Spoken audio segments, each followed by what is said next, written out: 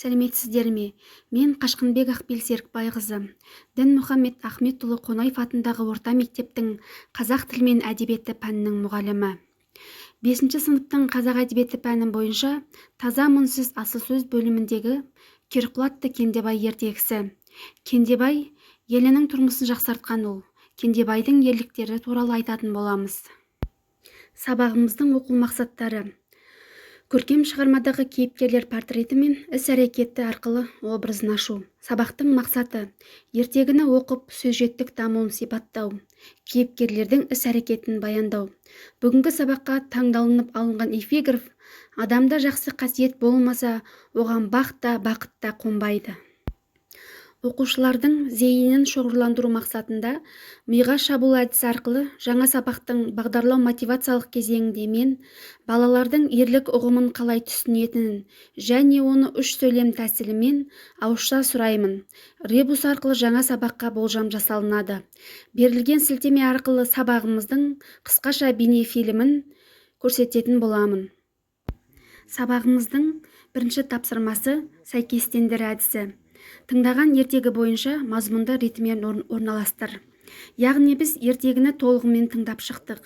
Мен оқушыларға ертегі желісінің бөлігін шашыратып берсем, маған оқушылар 10 сөйлеммен сәйкестендіріп беруі қажет.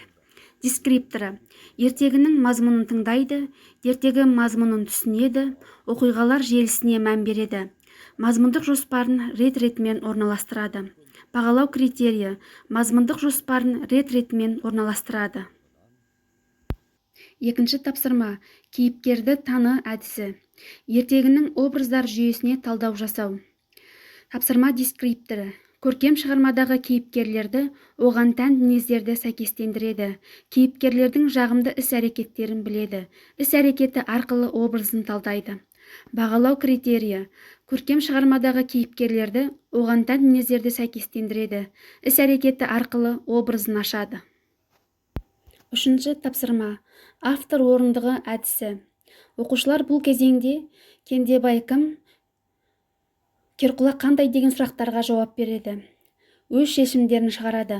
Бағалау критерийі: сұрақтарға жауап береді, өз шешімдерін шығарады. Кендебай елінің тұрмысын жақсартқан ол. Кендебай елінің ер жүрек батыры. Кендебай жау жүрек бала. Бұл менің шешімім. Енді оқушылардың жауабы күтіледі. Сабақтың рефлексиясы 5 жолды өлең арқылы жүреді. Ертегі, Кендебай, Керқұл. Осы үш сөзге 5 жолды өлең құрастырады. Оқушылар осы слайд арқылы болуы дұрыс ықтималды дұрыс жауаптарымен өз жауаптарын сәйкестендіреді. Зат есім ертегі, сын есім қызықты, етістік еліктіреді, синоним қызықты әңгіме, сөйлем ертегі адамның арманынан туады. Мен бағалау кезеңінде ертегі баланың жадында ұзақ сақталып қалу үшін ертегі кейіпкерінің атымен және смайлик арқылы бағалаймын.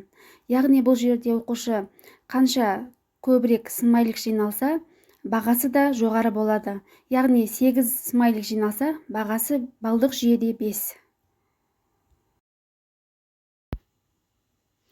Сабақтың соңында оқушылардан кері байланыс алынады. Сіздің ойыңызша, бүгінгі сабақта не қызықты болды? Бүгінгі сабақта сіз үшін маңызды болған нәрселер.